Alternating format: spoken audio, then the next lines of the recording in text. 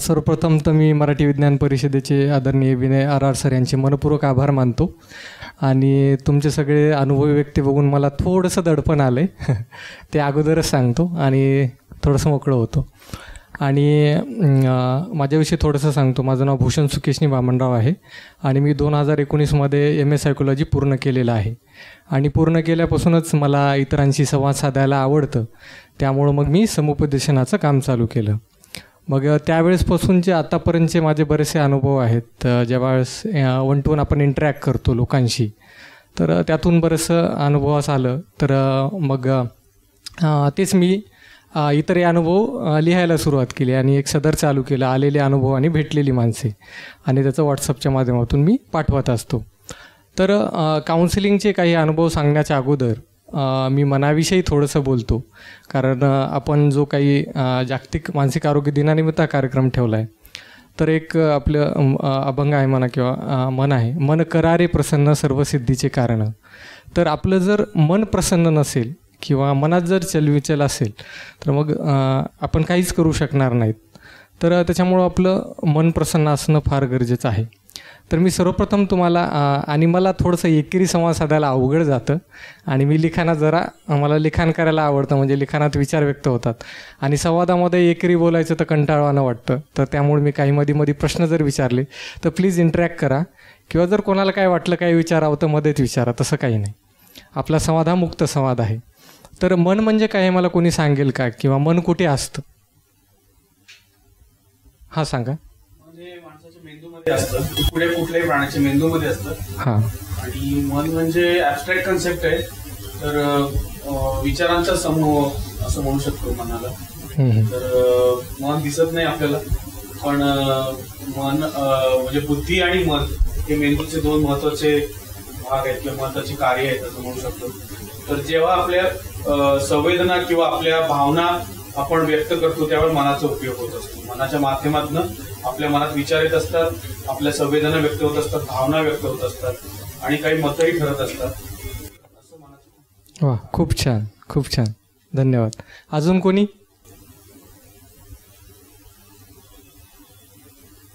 मन काय हे आपल्याला कळाल्याशिवाय आपण पुढे कसे जाऊ? कारण मग मनावरती सगळ्या गोष्टी आहेत. मन आपल्या सगळ्या गोष्टीचं मूळ आहे. तर थोडंसं काही चुकलं तर चुकू द्या, आपला संवाद आहे हा. हां, खूप छान. अजून मागून? हां, अच्छा,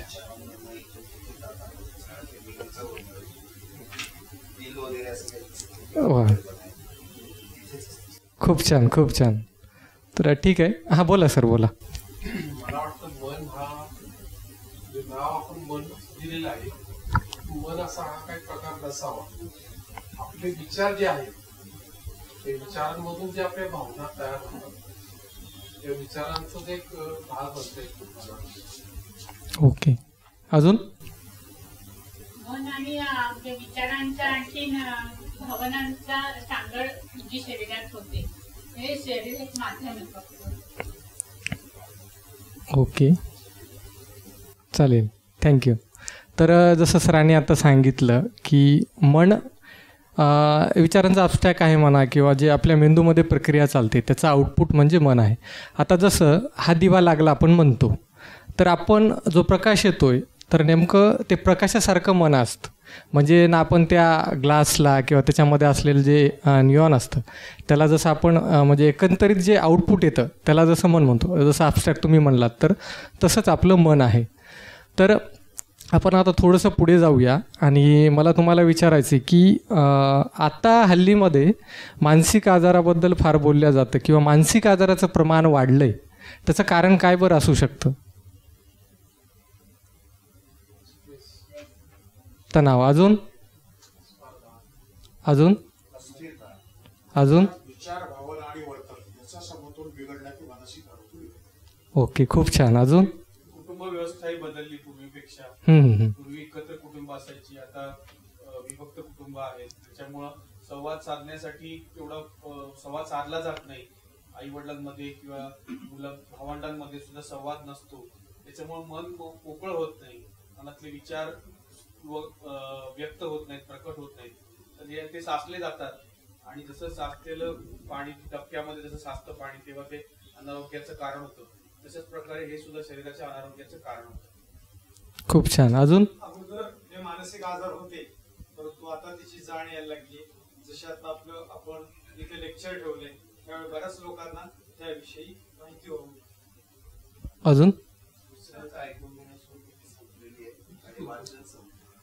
ओके. हा लोक व्यक्त होत नाही ते पण एक मनाचे कारण आहे. म्हणजे असं लपवून पाहतात कुठली भावना कुठलं त्याच्यामुळे सुद्धा मानसिक विकार होतात असं मला वाटतं. ओके. अच्छा. अजून तुलना. ओके. आपल्या मनात जे विचार येतात त्यांची तपासणी होत नाही, त्याची शहानिशा केली जाते आणि तो विचारांचं जाळं बनत जातं, खूप कन्फ्युज्ड अवस्था होते आणि that leads to. Okay.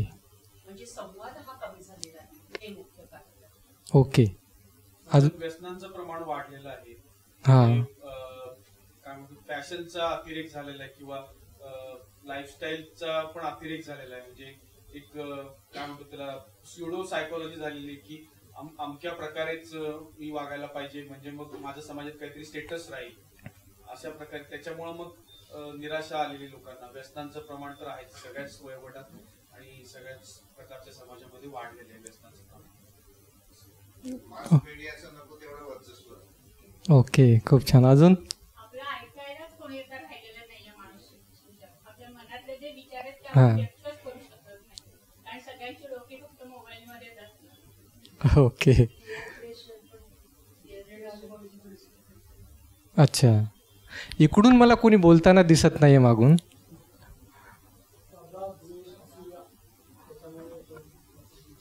Okay. चालतं. माध्यम आहेत, मीडिया हा, हा. वेगवेगळे सोशल मीडिया आहे, हम्म. त्याचा पण चुकीचा प्रभाव झालेला आहे. ते मीडिया हे दुधारी शस्त्र आहे. हम्म. वापरू आपण तसं वापरलं चांगल्या प्रकारे वापरलं तर चांगलं आहे. जसं सुरीनं आपण फळ कापायला वापरू शकतो, कुणाला मारायला वापरू शकतो, तसं तो मीडियाचा चुकीचा उपयोग पण झालेला आहे. हे सगळंच आहे त्याच्यामध्ये. मोबाईल आहे, सोशल मीडिया आणि टीव्ही वगैरे सगळं. अच्छा. हा. ओके.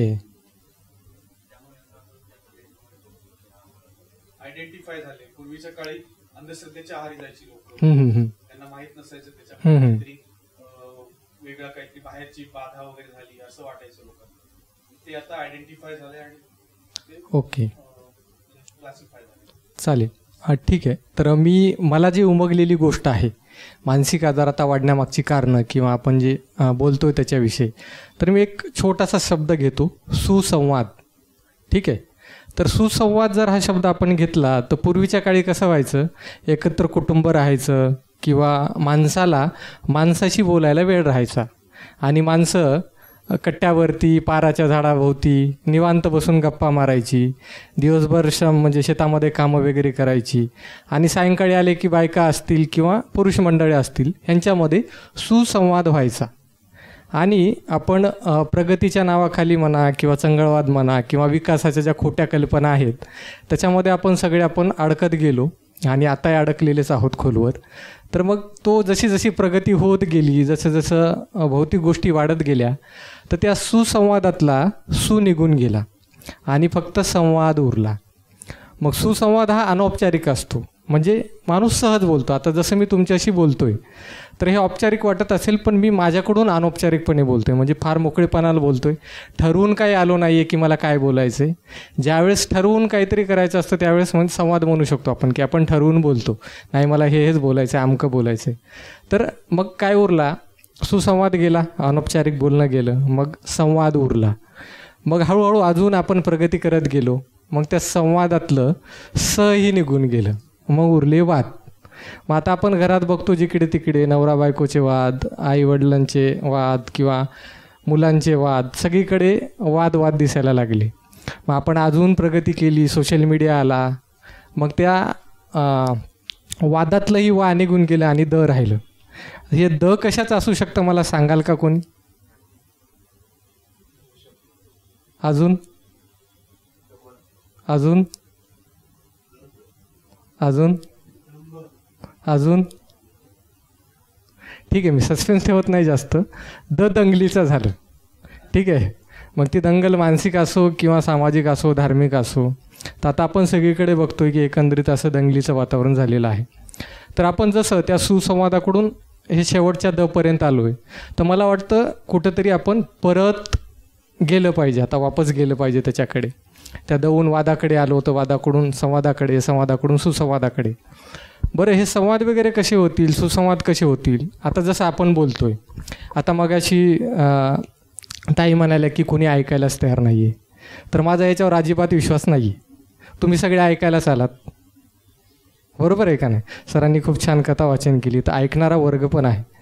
पण मला ह्याच्यामध्ये एक जाणवलेलं काउन्सिलिंगच्या गोष्टीमध्ये की ज्यावेळेस लोक आपलं म्हणणं मांडायला येतात, तर सगळ्यात पहिले आम्हाला तर नॉन जजमेंटलपणे ऐकून घ्या, म्हणजे आम्ही ऐकून घेत असतो की पुढचा व्यक्ती ज्यावेळेस सांगतोय काहीतरी आपल्याला, त्याचा त्रास असेल किंवा काय असेल, तर आपण तिथं जज नाही केलं पाहिजे त्याला.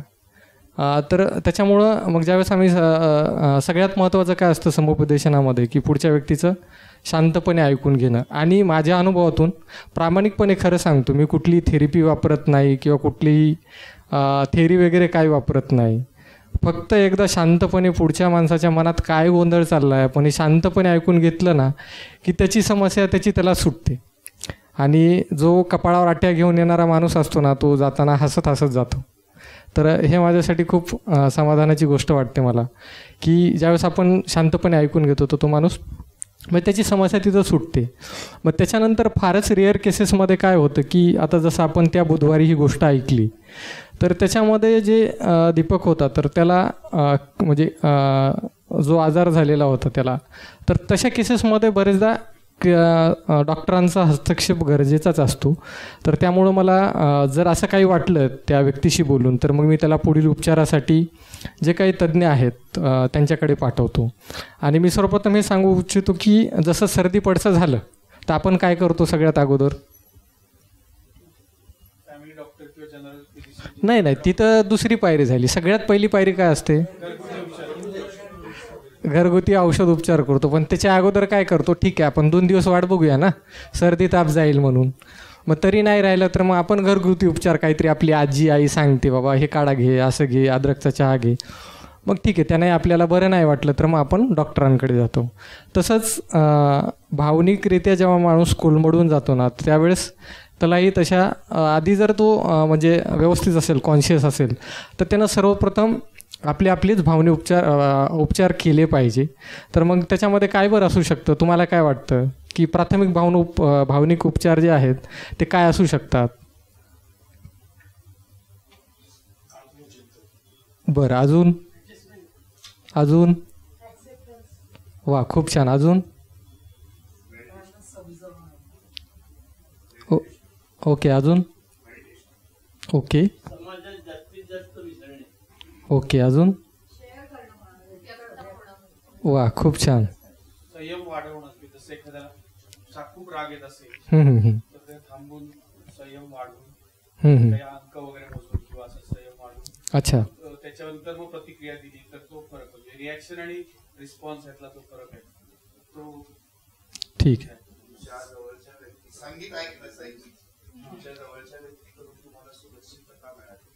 ओके, अजून? ओके, खूप छान.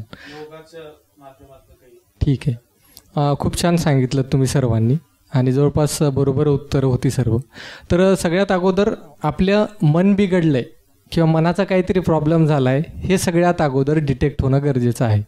उदाहरणार्थ घ्या, आपला पाय दुखला, डोकं दुखलं, हे जेव्हा आपल्याला त्रास व्हायला लागतं ना, त्यावेळेस आपल्याला कळतं की बा नाही, हा इथे प्रॉब्लेम आहे. जसं आपलं शरीर आजारी पडतं तसं आपलं मनही आजारी पडू शकतं. हे सर्वप्रथम आपण स्वीकारलं पाहिजे.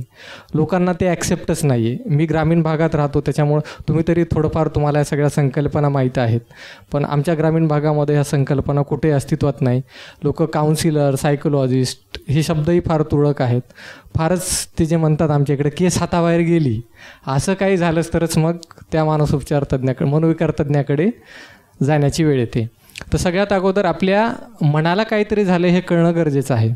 बरं, मनाला काय झालं आहे हे कसं बरं कळेल आपल्याला, की आपण कशाहून म्हणू की बाबा माझं मन आजारी पडलं आहे किंवा माझ्या मनाला काहीतरी झालं आहे, ह्याची काय बरं लक्षणं असू शकतात, सांगाल का कोणी? जेव्हा ते मन आनंदी नसेल, चिडचिड होत असेल काय तेव्हा काहीतरी. ठीक आहे, अजून अजून अच्छा, एकदम शांत होऊन जातो. वा, खूप छान. अजून ओके, विसराळूपणा वाढतो.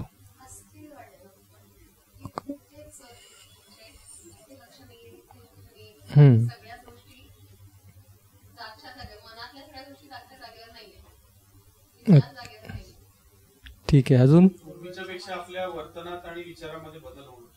जे पूर्वी जर छोट्या कारणावरून चिडचिड होत नसेल तर आता छोट्या छोट्या कारणावरून पण चिडचिड होते.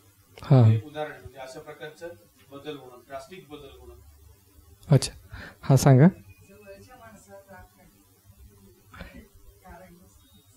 ठीक आहे, जवळपास तुम्ही सर्वांनी उत्तर बरोबरच दिलीत. तर एक थोडक्यात असं सांगतो की आता डेलीचं आपलं आयुष्य चालू आहे, ठीक आहे. तर त्याच्यामध्ये जर आपल्या दररोजच्या दिनचर्येमध्ये जर काही बिघाड झाला तर आपल्या मनाला काय ते झालं असं समजायचं.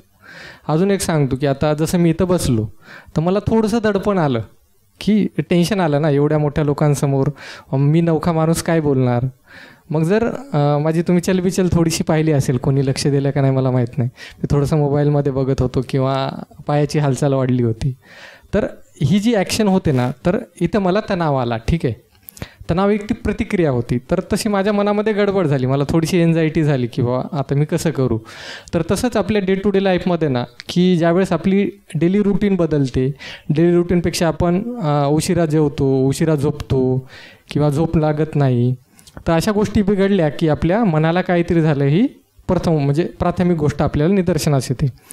मग ह्याच्यावरती प्रथम उपचार काय की आता जसं आपण सर्वांनी सांगितलं की बाबा आपलं कोणी ऐकून घ्यायला नाही आहे, तर त्याच्यामुळं आपलं मन उघडं नागणं करण्यासाठी आपला एक हक्काचा माणूस आपल्याजवळ नेहमीच असायला हवा.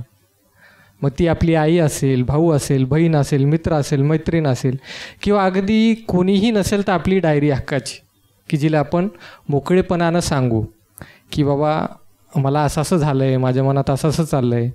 आणि दुसरी गोष्ट तुम्हाला सांगतो छोटी, जशी आता एखादी नाली आहे किंवा नदी आहे, काही असेल, तर तिथं जर कचरा साचला तर काय होतो, बाजूनी पाणी व्हायला लागतं, बरोबर आहे. तसंच आपल्या मनामध्ये विचाराचा प्रवाह 24 तास चालू असतो, म्हणजे आपण झोपेतही विचार येतात. तर तसं ज्या विचाराची जी शृंखला असते त्याला एखादी गोष्ट आपल्या मनामध्ये काही झालं, समजा आपल्याला कोण्या गोष्टीचा तणाव आला किंवा आपलं मन बिघडलं, तर ते माणूस तिथंच अडकून राहतो, ती पुढेच जात नाही. तर तो जी काही गोष्ट आहे आपल्या मनामध्ये तुंबलेली, तर ती आपण मोकळी करणं गरजेचं आहे. त्याच्यामुळं प्राथमिक भावनोपचारामध्ये पहिली गोष्ट जी येते ती आपल्या मनात काय चाललं आहे ते कोणाला तरी आपल्या विश्वासू व्यक्तीला सांगितलं पाहिजे. बरं, तो व्यक्ती कसा असला पाहिजे, तो नॉन जजमेंटल असला पाहिजे. नाही तर ऐकलं की असं झालं, चल अरे बसू मग आपण, मग बसू म्हणजे आता तुम्हाला लक्षात आलं असेल असे मित्र नको. किंवा असं समजा आपण घरातल्या व्यक्तीला सांगितलं तर एक छोटासा म्हणजे काल्पनिक म्हणा किंवा प्रत्यक्ष अनुभव असा असेल की मी आईला म्हणलं, आई मला जरा झोपच लागत नाही आहे किंवा आई मला भूकच लागत नाही, तर आई 2 पाठीत रट्टे मारेल. एक्झाम्पल, काय झालं रे तुला न जेवायला न झोपायला, तर तसं व्हायला नको. तर त्याच्यामुळं तो विश्वासू व्यक्ती असला पाहिजे. आणि त्याच्यानंतर दुसरी गोष्ट अशी येते की आता नवीन थेरपीज निघाल्यात, म्युझिक थेरपी आहे, आर्ट थेरपी आहे. तर अशा पण आपण एक यूट्यूबवरून किंवा अशी माहिती घेऊन आपण वाचून पण त्या हे करू शकतो, आपण आपल्या स्वतःच्या थेरपी करू शकतो.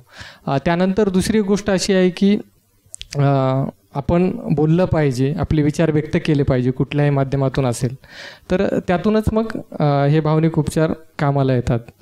तर मला अजून दुसरं एक असं म्हणायचं आहे, माझा एक अनुभव सांगतो. तर मानसिक आजाराविषयी मी नांदेड प्लॉगर म्हणून आमचा ग्रुप आहे नांदेडमध्ये, आम्ही प्लॉगिंग करतो. तर एके दिवशी एका रविवारच्या ड्राईव्हला आम्ही गोदावरीच्या नदीकाठी गेलो होतो. तर ड्राईव्ह झाली होती ऑलमोस्ट आणि पायऱ्यावरती बसलो होतो काठावरती. तर एक मुलगा ओरडत होता बाजूला, थोडासा लांब होता आणि मग बराच वेळ सगळ्यांचं लक्ष जात होतं पण सगळ्यांनी इग्नोर केलं. पण आता मला आवडच आहे इतरांचं काय असं बघण्याची किंवा बोलण्याची. त्याच्यामुळे मी गेलो. तर त्या मुलाला खूप बोलण्याचा प्रयत्न केला, पण तो काही बोलायला तयार नव्हता. त्याला पाणी दिलं पण तो घ्यायला तयार नव्हता. मग तिकडून एक माऊली येताना दिसली मला, आणि मग ती पण त्याच्याकडेच येत होती. तर मग आल्याच्यानंतर मी म्हटलं, मावशी हे कोण आहे तुम्हाला माहीत आहे का? तर त्या मावशी म्हणल्या की हा माझा मुलगा आहे. तर मग मी त्यांना विचारलं की काय झालं होतं त्याला किंवा काय नाही. तर त्यांनी सांगितलं की आम्ही म्हणजे मजुरी करणारे लोक आहोत आणि माझा मुलगा इथं कामाला आला होता, आणि मग एके दिवशी कुठंतरी गेला आणि त्याच्यानंतर तो आल्याच्यानंतर गप्पच राहायला लागला. मग बोलायला काहीच बोलत नव्हता, काही नाही. मग म्हटलं, मावशी तुम्ही काही केलं का नाही उपचार वगैरे? मग त्यांनी सांगितलं की त्या कोणातरी बाबाकडे घेऊन गेल्या. मग गेल्याच्या नंतर आता पुढची कहाणी अशी की तो सांगणार की त्याला बाहेरचं झालं आहे, बाधा झाली, असं झालं तसं झालं. मग त्यांनी ते प्रचंड तसंच केलं, तरी काही फायदा झाला नाही. मग मी त्यांना सांगितलं की मावशी असंच एक डॉक्टर मुलमुली म्हणून आहेत, डॉक्टर जोशी म्हणून आहेत नांदेडला, तर तुम्ही त्यांच्याकडे घेऊन जा म्हणलं. मग त्यांना मी एका कागदावर पत्ता आणि मोबाईल नंबर लिहून दिला डॉक्टरांचा, आणि मी त्यांना म्हणालो की तुम्ही घेऊन जा म्हणलं, तुमचा मुलगा बरा होईल. आणि मग प्राथमिक याच्याहून मला असं जाणवलं की तो कशाला तरी म्हणजे भिल्ला असावा, किंवा त्याच्या मनावर काहीतरी आघात झाला असावा, किंवा त्याला कोणी काही बोललं असावं, तर त्याच्यामुळे तो तिथं स्टक झाला होता. तर तसं आहे. आणि लहानपणीची गोष्ट सांगतो. भानामती नावाचा प्रकार मी लहान असतानाच पाहिला. तर भानामतीमध्ये कसं असतं, तो व्यक्ती वेगळीच भाषा बोलायला लागतो किंवा फारच हायर एनर्जेटिक होतो. तर मी तेवढं काही खोलात गेलो नाही भानामतीच्या, बट आमच्या एका पाहुण्यामध्ये एका खेडेगावातल्या महिलेला भानामती होती. मग त्या एका दिवशी आमच्याकडे आल्या होत्या राहायला. तर काही दिवस राहिल्या, तर त्यांना त्या पिरियडच्या दरम्यानच भानामती आली. तर त्या अगोदर पण मग त्यांनी ते खेडेगावातच असे तसे उपचार केलेले. मग माझे वडील शिक्षक होते, तर मग आम्ही त्यांना दवाखान्यात घेऊन गेलो, आणि मग औषधोपचाराने त्या बऱ्या झाल्या, आता व्यवस्थित राहतात. तर हा एक आहे. आणि माझं स्वतःची गोष्ट सांगतो डिप्रेशनची. तर 2015ची गोष्ट आहे. तर मी करत होतो इंजिनिअरिंग, आणि माझे वडील मुख्याध्यापक होते. तर ऑब्व्हियसली त्यांच्यासोबतच्या शिक्षकांची मुलं कोणी डॉक्टर, कोणी इंजिनियर होते. माझ्या वडिलाची अशी त्यांनी कधी मला बोलून नाही दाखवलं, पण त्यांची इच्छा होती की एक मुलगा इंजिनियर आणि मुलगी, माझी ताई मोठी आहे, ती डॉक्टर व्हावी. तर मग ताई तर डॉक्टर झाली. पण मी इंजिनिअरिंगच्या डिप्लोमाच्या 3rd इयरला असताना मला इंजिनिअरिंगमध्ये माझा रस हरवला. कम्प्युटरमध्ये मला आवड होती आहे. तर मग 3rd इयरला असताना मी अचानकच ठरवलं की मी ड्रॉपआउट करायचं. घेताना तर धाडसाने निर्णय घेतला ड्रॉपआउट करण्याचा, पण ज्यावेळेस मी डिसिजन घेऊन घरी आलो, तर काही पर्सनल प्रॉब्लेममुळं माझ्या आणि हे सोडल्याच्या गोष्टीमुळं मी हळूहळू डिप्रेशनमध्ये गेलो, डिप्रेशनच्या फेजमध्ये गेलो. मग त्या फेजमध्ये कसं झालं की मी काय विचार करायला लागलो, किंवा माझ्या वडिलांनी तर सर्वांना सांगितलेलं आहे की माझा मुलगा इंजिनियर होणार आहे, आणि मी तर सोडलं आहे इंजिनिअरिंग, ठीक आहे. तर मग मी तिथे स्टक झालो त्या विचाराभोवती की आता माझ्या वडिलांना लोक काय म्हणतील समाजातले, किंवा तुमचा मुलगा साधा इंजिनियर होऊ शकला नाही, माझ्या आईवडिलांना, कुटुंबाला लोक काय म्हणतील, ह्या एकाच विचाराने मला फार पछाडून टाकलं. आणि मग हळूहळू मग मी डिप्रेशनमध्ये गेल्यानंतर मला असं कळालं की मी आयुष्यात आता काहीच करू शकणार नाही. मग मी दिवसभर झोपून राहायला लागलो, खायचं नाही, काही नाही, कोणी आलं तर बोलायचं नाही व्यवस्थित. तर असेच बरेच दिवस माझे गेले. मग हळूहळू मी जे काही वाचन केलेलं होतं, किंवा माझा जो काही पूर्ण अनुभव होता, आणि मी स्वतःला भाग्य हा शब्द जरी मानत नसेल तरी खूप भाग्यशाली मानेल की माझे आईवडील खूप सपोर्टिव्ह आहेत, आणि माझे मित्र कंपनी पण खूप सपोर्टिव्ह आहेत, आणि मला खूप आधार दिला. माझ्या वडिलांनी मला डॉक्टरांकडे पण घेऊन गेले, आणि तिथे पण मी तेच सांगितलं की असं असं होतं आहे, किंवा मला नेमकं स्पष्ट कळतच नव्हतं की नेमकं मला काय होतं किंवा मी कशामुळं स्टक झालं होते. मग हळूहळू वेळ गेला. मग हळूहळू मी बाहेर पडायला लागलो, मित्रांसोबत बाहेर जायला लागलो, मग ग्राउंडवर खेळायला जायला लागलो, आणि मग त्याच्यातून मी बाहेर पडलो. आणि मग बाहेर पडल्याच्या नंतर मला कुठेतरी जाणवलं की अरे आपण एका डिप्रेशन नावाच्या फेजमध्ये होतो, आणि मग त्याच्यातून आता बाहेर पडलो आहे. मग तसं मी त्याच्यातून बाहेर पडलो. तर असेच माणसाच्या आयुष्यामध्ये बरेचसे प्रसंग येतात किंवा कसोटीचे क्षण असतात, जिथे माणसाला कळत नाही की आपण नेमकं कोण्या फेजमध्ये आहोत किंवा कसं आहोत. तर सर्वात प्रथम हे आपल्याला कळणं गरजेचं आहे. मी हे सांगत होतो की भावनिक उपचार, प्रथम उपचारामध्ये की आपल्याला कळणं गरजेचं आहे की बाबा मला काहीतरी होतं आहे. हे जेव्हा आपण कळतो आणि स्वीकार करतो, त्याच्यानंतरच पुढच्या गोष्टी शक्य होतात. त्याच्यामुळं हे फार गरजेचं आहे. आणि जर आपल्याला कोणी सांगत असेल की बाबा तू असं का करतोय, तर आपण ते ऐकून घेतलं पाहिजे. आणि एकंदरीत जी काही आपण चंगळवादाकडे वळतोय आजच्या काळामध्ये, तर त्याच्यामुळं मला वाटतं ह्या सगळ्या गोष्टी अजूनच बिघडत चालल्यात. तर आपण जर मिनिमलिस्ट लाईफ राहायचं ठरवलं की कमीत कमी भौतिक साधनांमध्ये किंवा आपल्याकडे जी भौतिक गोष्टी आहेत ते आपण ते शेअर करायला लागलो, तर मला वाटतं की हे जे आपलं सामाजिक मानसिक आरोग्य बिघडलेलं आहे तर ते हळूहळू कुठंतरी सुधारायला मदत होईल.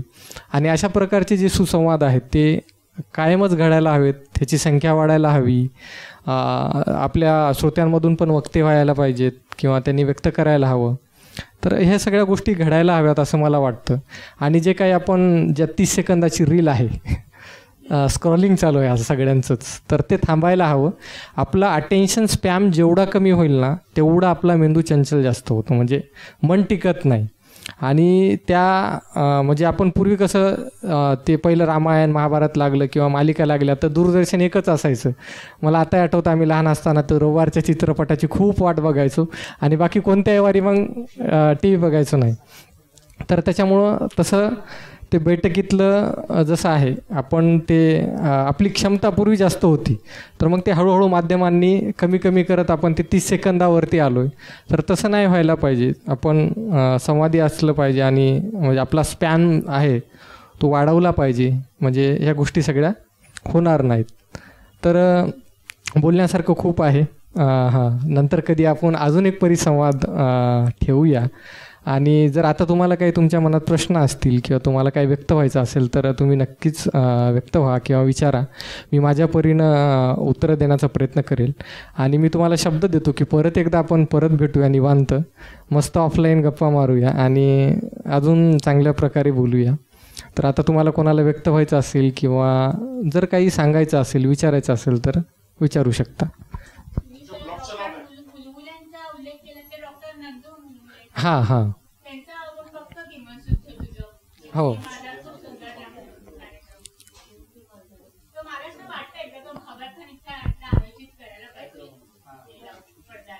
नक्की नक्की. एक माझं म्हणणं आहे, कोण आहे का पूर्ण? म्हणजे सध्या आपण या समाज माध्यम विशेषतः व्हॉट्सअप, इंस्टाग्राम की ज्याच्यावर आपली अपेक्षा पण असते की पटकन प्रतिक्रिया मिळावी आणि इतरांच्या पण असतात की आपली प्रतिक्रिया त्यांना मिळावी. तर ह्या मानसिकतेमुळे आपला स्पॅन कमी होतोय का? आणि पूर्वी हे म्हणायचे की कोणी शिवी दिली तर ती सर्वात प्रभावी वाचलं जातं. शिव्यांचा वापर कमी असायचा समाजात. आता व्हॉट्सअपचा वापर सतत होत असतो, त्यामुळे त्या अर्थाने ही शिवीला इक्विव्हॅलंट मानसिकता आहे व्हॉट्सअप किंवा माध्यमांची. त्याच्यासाठी त्या माध्यमांपासून दूर राहणं हा उपाय करता येईल का? त्या माध्यमांमध्ये राहून पण लगेच प्रतिक्रिया न देणं हा उपाय करता येईल? कुठला उपाय त्याला सोयीचा ठरेल आणि तो कसा, त्याचं नेमकं मोजमाप काय आहे? ओके, तर मी तुम्हाला थोडंसं एक उदाहरण देऊन सांगण्याचा प्रयत्न करतो. माध्यमं किंवा शास्त्र ही न्यूट्रलच असतात बरं का. त्याच्यावरती आपली प्रतिक्रिया त्याला नकारात्मक किंवा सकारात्मक बनवत असते. जसं तलवारी दुधारी शास्त्र म्हणलं जातं. आणि अजून एक छोटंसं उदाहरण देऊन सांगण्याचा प्रयत्न करतो. पाऊस पडल्यावर इथं किती जणांना खूप छान वाटतं? बरं, असं अजून आहे का कोणी ज्यांना पाऊस बिलकुलच आवडत नाही? किंवा आणि मलाही नाही आवडत बरं का. म्हणजे तशा दृष्टिकोनातून नाही. तर पाऊस पडला की किचकिच होतं, कुठं बाहेर जाता येत नाही आणि मग अडकून पडतं माणसं. हां बरोबर ना. तर मला सांगा, पाऊस ही नैसर्गिक क्रिया आहे, पण तुम्हाला छान वाटतं ना, आम्हाला थोडंसं अवघडल्यासारखं वाटतं. मग पाऊस चांगला का वाईट?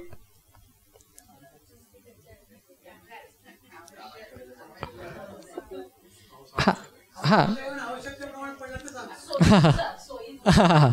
हां ठीक आहे, सोयीनुसार. तर मला सांगण्याचा माझा हा प्रयत्न होता की माध्यमं आहेत तीच, पण आपण त्याचा कसा वापर करतोय, त्याच्यावरती कशी प्रतिक्रिया देतो हे महत्त्वाचं आहे. त्या माध्यमांकडे आपला वापरण्याचा, पाहण्याचा दृष्टिकोन कसा आहे त्याच्यावरतीच आपल्या सगळ्या गोष्टी उभ्या राहतील. त्याचा मूळ तेच आहे. आणि त्याच्यामुळं मग गोष्टी बिघडतील किंवा हे होतील. आता अडचण काय झाली आहे, 2 मिनिट की मॅगी ही जाहिरात येते आणि मला सगळं एका रात्रीत हवं आहे. माध्यमातून किंवा सगळ्या गोष्टींकडून हे सगळं आपल्या मनावरती बिंबवल्या जातं आहे, हे सगळं बंबार्डिंग होतं आहे. लायकिंग, कोणीतरी रील्स आले का रात्रीत सगळीकडे चर्चा होते त्याची, तो श्रीमंत होतो. तर हे सगळं कोणाला नको आहे बरं? आपल्या सगळ्यांनाच हवं असं वाटतं ना. आता एक छोटंसं उदाहरण देतो. मी आज प्रेक्षकांमधून इथं बसलो आहे, तर हे अंतर पार करायला मला किती वर्ष लागले असतील, कोणी सांगेल का?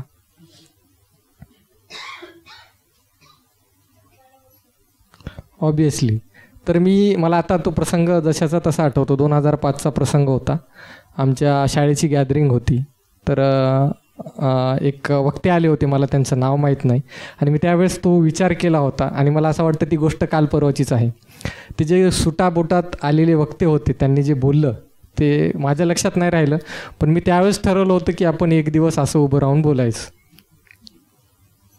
तर 2005 ते 2024 एवढा कालावधी जावावा लागला, म्हणजे तिथून इथे येण्यासाठी. तर आपल्या सर्वांची अशी तयारी आहे का की आपल्याला जी काय आपली स्वप्न पूर्ण करायची आहेत, तर जो संयम हरवत चालला आहे ना, तर मला वाटतं ते मुळाशी आहे. आणि त्यात चुकीचं बरोबर असं काही नाही. म्हणजे असं मला वाटतं की प्रतिक्रिया, आता मी जसा लेख लिहितो, माझ्याकडे 3,500-4,000 हजार लोकांची ब्रॉडकास्ट लिस्ट आहे व्हॉट्सअपवरती. आणि मी ते व्हॉट्सअपवरतीच का पाठवतो, तर मला ते पुस्तकरूपी भविष्यात प्रसिद्ध करायचं आहे. त्याच्यामुळे मी ते कुठल्याही समाज माध्यमावर टाकायचं टाळतो. व्हॉट्सअपवरती कसं आहे की तो एंड असतो, तिथे वाचले की ते कोणी फॉरवर्डच करत नाही. आणि वरून माझे लेख क्वचितच फॉरवर्ड करतात, कारण ते स्वअनुभवाचे असतात. त्याच्यात त्यांचं स्वतःचं नाव पण घालून फॉरवर्ड करता येत नाही आणि काहीच करता येत नाही. त्याच्यामुळे ते तिथंच थांबले जातात. तर मलाही असं वाटतं की बाबा आपल्याला प्रतिक्रिया यायला पाहिजे, लोकांनी बोलायला पाहिजे, कारण उत्सुकता असते ना. जसा लेखक असतो ना, तो एक लेख असेल, पुस्तक असेल, त्या लेखकाची ती नवनिर्मितीच असते, म्हणजे त्याचं ते अपत्यच असतं. आणि कोणालाही आपल्या मुलाचं कोड कौतुक झालेलं नको आहे का? सगळ्यांनाच आवडतं. तर तसं वाटतं मला. तर मी एक 10%चा रेशो पकडून चालतो. जर मी 100 लोकांना माझा लेख पाठवलेला असेल, तर त्यातले फक्त 10च लोक ते वाचतील. त्यातल्यानंतर पुन्हा अजून 10%चा रेशो पकडला, तर त्या 10मधूनही फक्त मला एकच जण प्रतिक्रिया देईल, मी असं गृहीत धरतो. त्याच्यामुळे मी एकदम रिलॅक्स राहतो. मी जरी 3,000 लोकांना पाठवलेला असेल, तर ते रेशो पकडून मी ते चालत असतो. त्याच्यामुळे मला काही वाटत नाही. आणि असे खूप सारे लोक भेटतात जे त्यांना लिहून प्रतिक्रिया देता येत नाही, पण ते भेटलं की म्हणतात तुमचा लेख वाचतो बरं का, ते हे खूप छान वाटलं बरं का, ते खूप छान वाटलं बरं का. भेटलं की मग भरभरून प्रतिक्रिया देतात. तर आपण हेही समजून घेतलं पाहिजे की प्रत्येकाची प्रतिक्रिया देण्याची पद्धत वेगळी असू शकते. कोणाला लिहून आवडेल, कोणाला बोलून आवडेल, कोणाला भेटून आवडेल. तर ते माध्यमं वेगळी असतात. तर ते आपण ते समजून घेतलं पाहिजे आणि जास्त कुठल्याही गोष्टीचा हव्यास नाही केला पाहिजे. गोष्टी समजून घेतल्या पाहिजे आणि आपल्यात संयम वाढवला पाहिजे. मग संयम कसा वाढेल हे मला कोणी सांगू शकेल का बरं?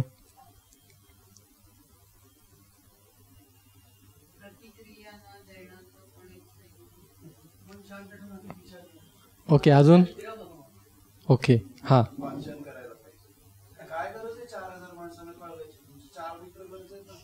अच्छा अच्छा.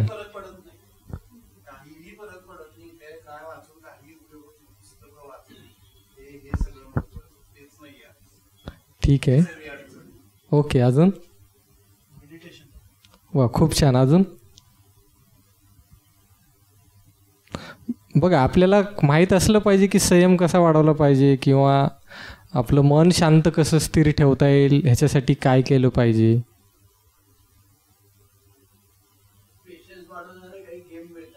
अच्छा. ओके, अजून?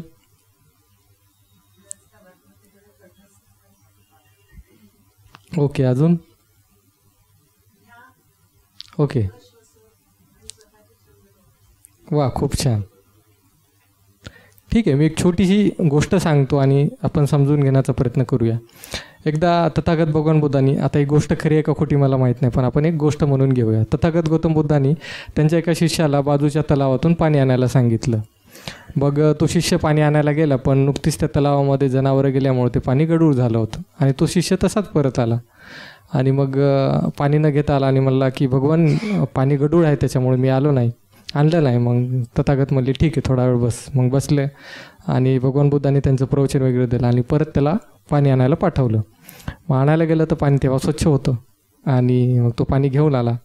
मग ह्या गोष्टीतून एक तात्पर्य असंही भगवान बुद्धांनी उपदेश पण दिला होता तिथे त्यावेळेस. तर आपल्या मनामध्ये गोंधळ झाला की विचाराची गर्दी वाढली की सगळं गडूळ होतं मन आपलं. मग जर आपण तसंच शांत ठेवलो, आपण जसं त्या पाण्यामध्ये स्वच्छ पाणी, यात थोडंसं माती वगैरे टाकली हलवली गडूळ होणार, आणि तसं ठेवलं तर तो गाळ बुडाला जाऊन बसतो. तसंच ही एक पद्धत आहे की आपण थोडंसं शांत राहायचं, आपल्या नैसर्गिक श्वासाकडे लक्ष द्यायचं, किंवा थोडंसं ऑब्झर्वेशन करायचं की आपल्या डोक्यामध्ये काय चालू आहे, किंवा 100 ते 1 किंवा 10 ते 1 असं उलटं मोजायचं. ह्याने पण इन्स्टंट राग शांत होतो. पण जसं हा गडूळ झालेलं पाणी याच्यात माती टाकली ते फक्त बुडाला जातं, परत त्याला कोणी डिवचलं की तळावर येणार. पण मग समूळ नष्ट करण्यासाठी आपल्याला काय करता येईल? ठीक आहे, चालेल, ठीक आहे. तर थोडंसं मी समजून सांगण्याचा प्रयत्न करतो. असं की ध्यान एक विपसना आहे किंवा माइंडफुलनेस आहे, अशी बरीचशी मेडिटेशनची पद्धती आहेत. ठीक आहे. तर हे जरी तुम्ही केलं तर त्याचं पण कसं आहे माहिती आहे का, जर आता तुम्ही विपसनेला 10 दिवस गेले तर 10 दिवस तिथे असाल तोपर्यंत छान वाटेल, पण तुम्ही इकडं परत आलं की मन गडूळ व्हायला सुरुवात होते. तर त्याच्यामुळे तिथं जे शिकले आपण त्याची आपल्या डेली लाईफमध्ये 10 मिनटं आनापान असेल किंवा जे काही टेक्निक आहे तर ते दररोजच्या आयुष्यामध्ये करणं गरजेचं आहे. आता जसं आपल्या शरीराला भूक लागली, पोटाला भूक लागली तर आपण काय करतो? जेवतो, अन्न खातो. जशी शरीराला अन्नाची गरज आहे तशी मनाला पण ध्यानाची गरज आहे. ध्यान हे मनाचं आपल्या खाद्य आहे. आणि मग असं नाही की आपण प्रत्येक जणाला ध्यान आवडेलच असं काही नाही. तर मला एक उमगलेली गोष्ट अशी आहे की कुठलंही काम पूर्णपणे अवेअर होऊन करणं म्हणजे ध्यान. मग तुम्ही स्वयंपाक करताय, झाडू मारताय, का चित्र काढताय, का कोणाशी बोलताय, हे महत्त्वाचं नाही, पण ते तुम्ही पूर्ण अवेअरली करताय हे महत्त्वाचं आहे. आता जसं मी या खुर्चीवरती बसून तुमच्याकडे बघतोय आणि बोलतोय, तर हे बोलत असताना मी फक्त तुमच्याकडे बघतोय आणि बोलतोय. माझ्या मनामध्ये माझी आई काय करत असेल, माझं काय झालं आहे, आता इथून पुढे जाऊन काय करायचं आहे, मागं कसा गेला दिवस, ह्याच्याविषयी कुठलाही विचार नाही. तर मी पूर्णपणे सजग राहून तुमच्याशी संवाद साधतोय या क्षणामध्ये जसाच्या तसा. तसं आपण सजग राहून जेव्हा काम करायला लागतो ना, त्यावेळेस आपल्या मनामध्ये अशी कुठली घाणच तयार होत नाही. तर त्याच्यामुळं आपण सजग राहून अवेअर राहून कुठलंही काम करायला शिकलं पाहिजे. आणि तुम्ही पाहाल की जेव्हा तुमच्या आयुष्यामध्ये सजगता येईल त्यावेळेस तुमच्या मनाला कुठलाही विकार होत नाही. हे अनुभवून सांगतो मी. जेवढं तुम्ही सजग राहायला शिकाल ना तेवढं तुमचं आयुष्य सुंदर होईल. त्याच्यामुळे सजग राहून राहायला सजग राहून काम करायला शिका. त्याच्यामुळून आपल्या मनाला कुठलाही गंज लागणार नाही, विकार होणार नाही. तर कुठली जी काही ॲक्टिव्हिटी आहे ती तुम्हाला जी वाटत असेल ती तुम्ही पूर्ण मन लावून केली पाहिजे. ओके, चल, थँक्यू. मी एक 2 मिनटं फक्त बोलतो. काही गोष्टी तुमच्यापर्यंत याव्यात असं मला वाटतं, ज्या आजच्या चर्चेत आल्या नाहीत त्या फक्त मी 2 मिनटात तुम्हाला सांगतो. एक गोष्ट अशी आहे की मनाच्या आजारासंबंधी जसं विनय सरांनी सांगितलं, आत्ता भूषणनी सांगितलं की मनाच्या आजारासंबंधी आपल्याला मन असतं ह्याचीच आपल्याला कल्पना नसते. तेव्हा मन आजारी पडतं ही कल्पना म्हणजे ही समाजामध्ये फारशी याची कल्पना नाही. मन असतं, जसं शरीर आजारी पडतं तसं मन आजारी पडतं. मनाच्या आजाराचे सिम्पटम्स काय? आपल्याला नाक गळतं आहे, डोळे लाल झालेत, कानाला खाज येते, सर्दी झाली, खोकला येतो आहे, ताप येतो आहे, काय फ्लू आहे, हे आपल्याला माहिती आहे. पण आपल्याला मनाच्या आजाराचे तर एक गोष्ट लक्षात घ्यायची अशी आहे की मन म्हणजे एक्झॅक्टली काय आपल्याला माहीत नाही. विज्ञानाला माहिती आहे, समाजापर्यंत ही माहिती आलेली नाही. पण मन म्हणजे मेंदू, आणि मेंदूमध्ये इलेक्ट्रॉनिक्सनी जाणारे काही संदेश. तेव्हा मनाचे आजार म्हणजे शरीराचेच आजार असतात आणि त्याच्या सिम्पटम्स या मनावरतीच असतात. आता एक छोटीशी गोष्ट सांगतो तुम्हाला. लेटेस्ट इमॅजिन की आपण सगळी इयत्ता 2रीमध्ये आहोत आणि आपल्याला शाळा सुटायला आलेली आहे आणि तुमच्या बाई आपल्या वर्गामध्ये एक पिऊन येतो आणि तो एक नोटीस घेऊन येतो. नोटीस घेऊन येतो आणि ती नोटीस बाई तुम्हाला वाचून दाखवतात. शाळा सुटायला आलेली आहे आणि प्यूनने आलेली जी नोटीस आहे त्याच्यामध्ये लिहिलेलं आहे, उद्यापासून 4 दिवस शाळेला सुट्टी आहे. तुम्हाला अतिशय बरं वाटतं. आपण सगळे एका वर्गात आहोत, इयत्ता दुसरीत आहोत. आपल्या बाई इतक्या चांगल्या नाही आहेत. त्या गणित शिकवतात. गणित शिकवताना फटाफटा मारतात आणि मुलांनी सतत गणितं करायला पाहिजे अशी त्यांची अपेक्षा असते. आणि त्या तुम्हाला सांगतात की शाळेला सुट्टी आहे 4 दिवस. खूप छान, बहुतेक इलेक्शन आलेली असणार. तर तुम्ही असं करा की 5व्या दिवशी येताना उदाहरण संग्रह अमुक, पान कमुक याच्यावरची जी 80 गणितं आहेत ती 80 गणितं सोडवून या. आता तुम्ही घरी गेल्यानंतर 4 दिवसाची सुट्टी हे तुमच्या मनामध्ये असतं. तुम्ही असं दप्तर घेता, एका कोपऱ्यात फेकून देता, कुठे जातं तुम्हाला माहीत नाही. आणि त्याच्यानंतर तुम्हाला असं वाटतं की म्हणजे तुम्ही आनंदाने आईला सांगता, आई आम्हाला 4 दिवस सुट्टी, बरं. आणि मग त्याच्यानंतर 4 दिवस तुम्ही अतिशय इकडे तिकडे घालवता. उद्या शाळा त्यावेळी तुम्हाला वाटतं की अरेच्या आपली 80 गणितं करायची राहिली. मग तुम्ही विचार करता 80 गणितं मी नाही केली, वर्गातल्या बाकीच्या 39 जणांनी थोडीच केली असणार. म्हणून तुम्ही IT मध्ये दुसऱ्या दिवशी शाळेमध्ये जाता. शाळेमध्ये निघताना अगं आई माझं दप्तर कुठे, कारण तुम्हीच असं भिरकावून दिलेलं असतं, कुठे भिरकावून दिलेलं तुम्हाला माहीत नाही. तुम्ही शाळेमध्ये जाता आणि बाई विचारतात, गृहपाठ कोणी केला नाही मला सांगा, हात वर करा. खोटं बोललेलं मला चालणार नाही. मी सगळ्यांच्या वह्या तपासणार आहे. तुम्हाला क्षणभर वाटतं की आपण उभं राहावं आणि सांगावं की मी नाही गृहपाठ केला आहे. पण एवढ्या 40 जणांच्या वह्या बाई थोड्याच तपासणार. म्हणून तुम्ही तिकडे दुर्लक्ष करता आणि आपण जणू काही गृहपाठ करून आलो आहे असा चेहरा करून तुम्ही वर्गामध्ये बसलेले आहात. आणि बाई असं करतात, तुझी वही आण. वही आणतो. अरे वा, 80च्या 80 गणितं केलीत, सगळी बरोबर आहेत, व्हेरी गुड. असं करता वर्गामध्ये 5-6 जणांना, आणि मग बाई असं नाही करत, ओळीने बोलवतात अशातला भाग नाही. कधी याला बोलवतात, कधी त्याला बोलवतात, कधी त्या मुलीला बोलवतात, कधी या मुलीला बोलवतात. असं करता सगळ्यांची गणितं झालेली आहेत.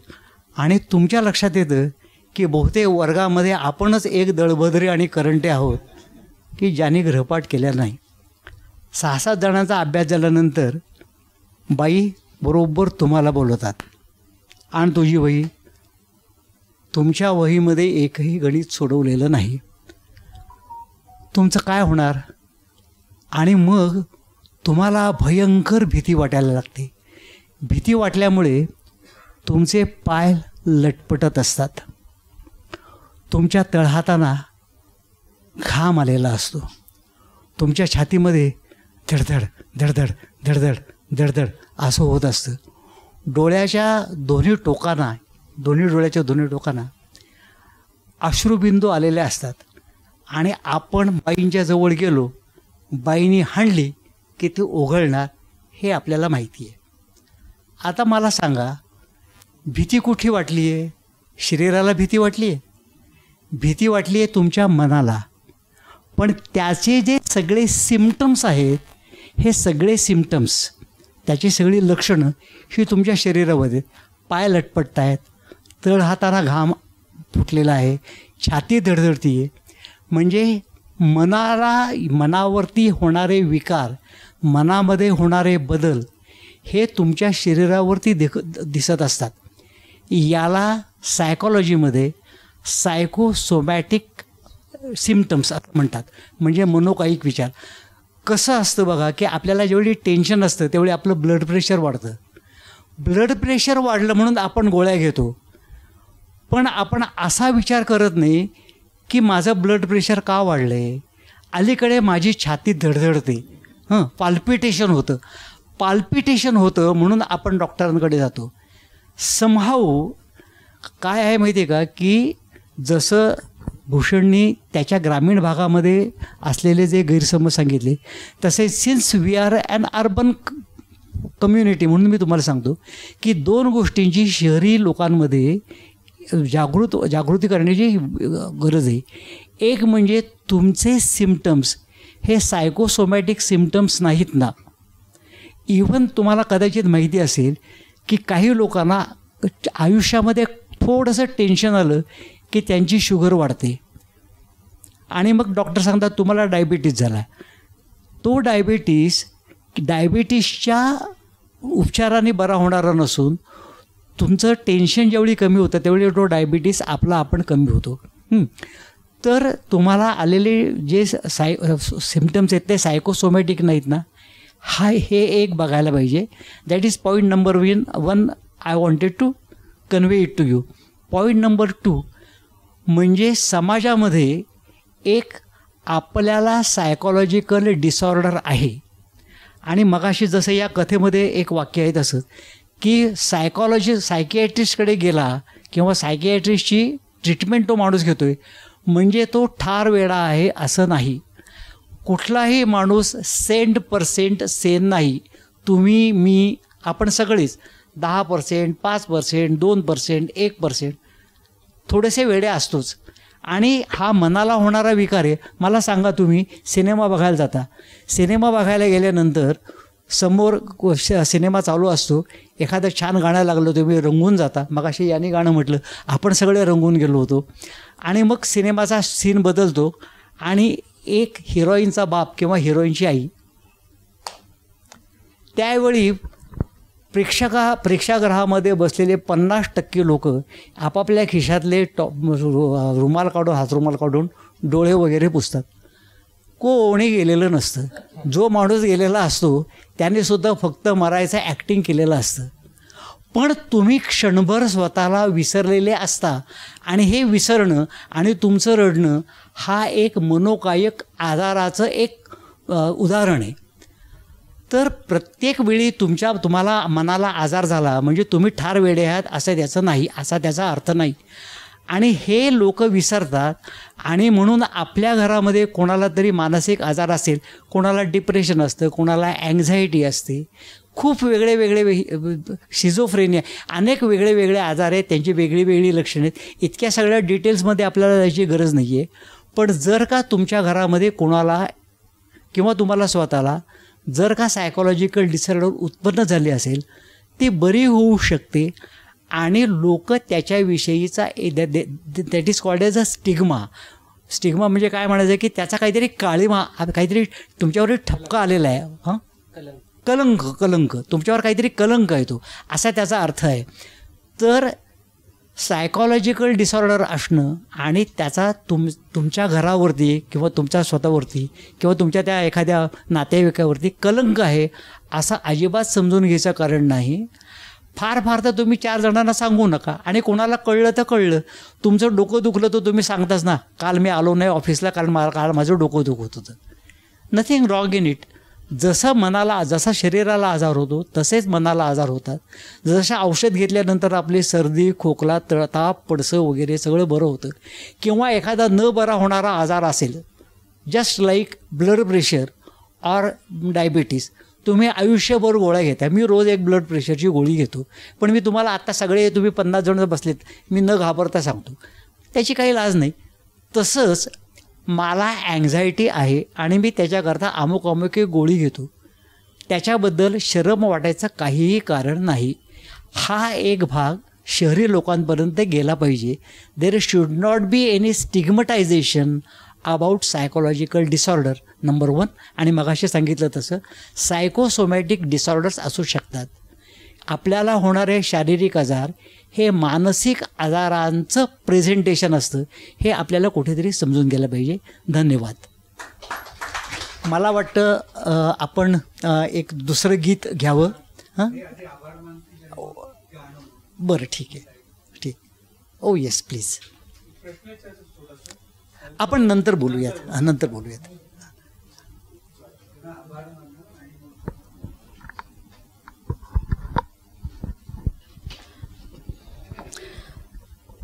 नमस्कार. मराठी विज्ञान परिषदेतर्फे मी अंजली साठे. आजच्या फॉर्मल आपण एक फॉर्मॅलिटी असते ना की आभार मानायचे, तर त्या दृष्टीने उभी आहे. खरं म्हणजे कार्यक्रम अतिशय सुंदर झालेला आहे आणि सरांनी जो समारोपच्या पद्धतीने गेले ते की महत्त्वाचं की सायकोसोमॅटिक सिम्टम्स म्हणजे ही ज्या सगळ्या गोष्टी आहेत ह्या गोष्टींकडे आपण लक्ष दिलं पाहिजे, ते फार महत्त्वाची गोष्ट आहे. आणि त्याच्याबद्दलचे गैरसमज स्टिग्मा या दृष्टीने पण सरांनी आपल्याला चांगल्यापैकी मार्गदर्शन केलेलं आहे. म्हणजे ह्या महत्त्वाच्या गोष्टी आपण समजा कार्यक्रमाचा टेकावे काय आजचं काय आपण शिकलो, तर ह्या 2 गोष्टी तर नक्कीच आपण सगळ्यांनी लक्षात ठेवायला पाहिजेत अशाच आहेत. तेव्हा सगळ्यात महत्त्वाचं म्हणजे बोरकर सर खूप खूप धन्यवाद मराठी विज्ञान परिषदेतर्फे. भूषण सर आपले पण धन्यवाद. आणि तंबोऱ्याचा मस्त आवाजाने इतकी सुंदर झोप येते हे पण आम्हाला नवीनच म्युझिक थेरपीचं कळलं, त्यामुळे त्याच्याबद्दल पण धन्यवाद. आणि सगळ्यात महत्त्वाचं म्हणजे भावार्थाने आम्हाला इथे मराठी विज्ञान परिषदेचा कार्यक्रम म्हणजे 3ऱ्या शनिवारी करण्यासाठी वी आर कॉपरेटिंग, म्हणजे आपण जे छान सहकार्य चालू आहे त्या सहकार्यातनं एवढा सुंदर कार्यक्रम इथे होतो आहे. तर भावार्थच्या संपूर्ण टीमचे सुद्धा मी मराठी विज्ञान परिषदेतर्फे आभार मानते. धन्यवाद.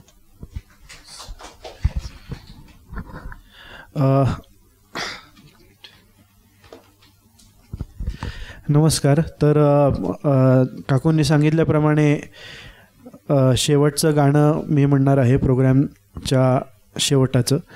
तर एक जबाबदारीची गोष्ट असते की शेवटचं गाणं, कारण की शेवट नेहमी लक्षात राहतो, कुठल्याही प्रोग्रामचा शेवट नेहमी लक्षात राहतो. तर मी दुसरं गाणं म्हणणार आहे, तो संत कबीर यांचा डोहा आहे आणि मनाला उपदेशक डोहा आहे की मन तू पार उतर कहाँ जइयो, आगे न पंथी पंथ न कोई, कूच मुकाम न पैहो. याचं एक मराठी अनुवादन ऑलरेडी आपले कवी मंगेश पाडगावकर यांनी केलेलं आहे. तर ते मी मराठीत आधी सांगतो आणि मग म्हणताना तुम्हाला तो अर्थ लक्षात येईल की मना रे कुठे उतरून जासी, पुढे पंथवा पथिकही नाही, गाठना मुक्कामासी.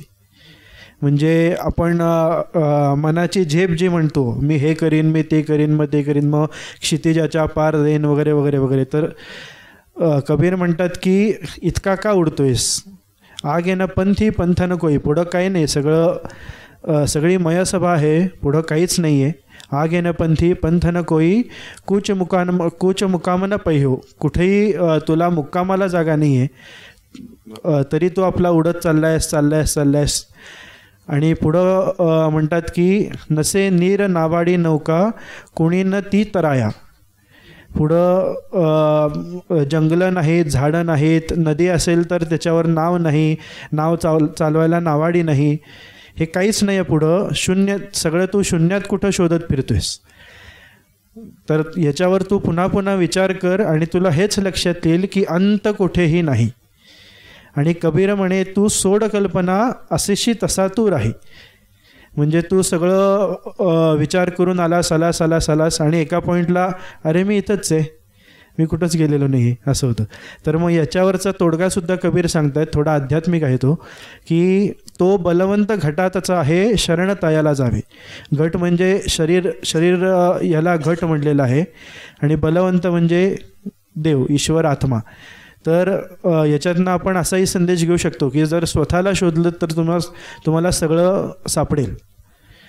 जर तुम्ही तो बलवंत घटातच आहे, शरण तयाला जावे, जर तुम्ही स्वतःतल्या बलवंताला जर शरण गेलात तर तुम्हाला सगळं सापडेल. विचार करूनही पहा मना तू, अंत कुठेही नाही. मी प्रयत्न करतो, कबीरांचा दोहा आहे.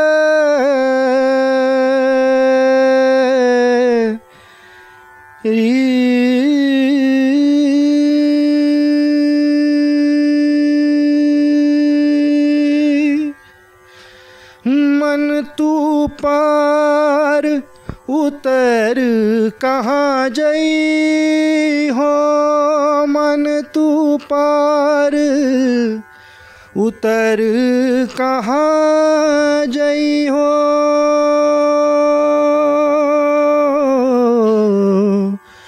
आगे पंथी पंथ न कोई, आगे पंथी पंथ न कोई, कूच मुकाम न पई हो, मन तू पार उतर कहाँ जई हो, नहीं तहनीर नाव नहीं खेवट, ना गुण खेचन हारा, नहीं तहनीर नाव नहीं खेवट, ना गुण खेचन घारा, धरनी गगन कल्प कछु नाही, धरनी गगन कल्प कछु नाही, ना कछु आरन पारा, मन रे पार उतर कहाँ जई हो, मन तू पार उतर कहाँ जई हो, नहीं तन नहीं मन नहीं अपना पाओ, नहीं तन नहीं मन नहीं अपना पाओ, सुन्न में सुध ना पहियो, सुन्न में सुध ना पहियो, बलिवान होय पैठो घट में, बलिवान होय पैठो घट में, वाही ठहरे रहियो, वाही ठहरे रहियो, मन तू पार उतर कहाँ जई हो, मन तू पार उतर कहाँ जई हो, बार ही बार विचार देख मन, बार ही बार विचार देख मन, अंत कछु मत जई हो, अंत कछु मत जई हो, कहे कबीर सब छड़िए कल्पना, कहे कबीर सब छड़िए कल्पना, जो की त्यो रहियो, जो की त्यो रहियो, मन तू पार उतर कहाँ जई हो, मन तू पार उतर कहाँ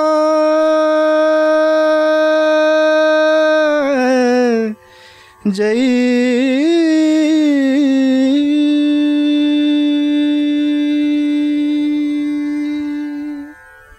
धन्यवाद।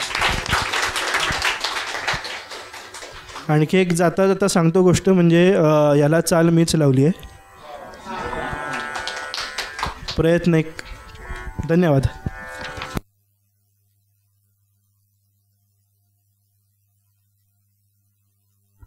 दुसरं एक सांगायचं होतं, डॉक्टर हामिद दाभोळकरांनी भावनिक प्रथमोपचार घरच्या घरी नावाचं पुस्तक लिहिलेलं आहे. जर कोणाला आवडलं तर नक्की घ्या.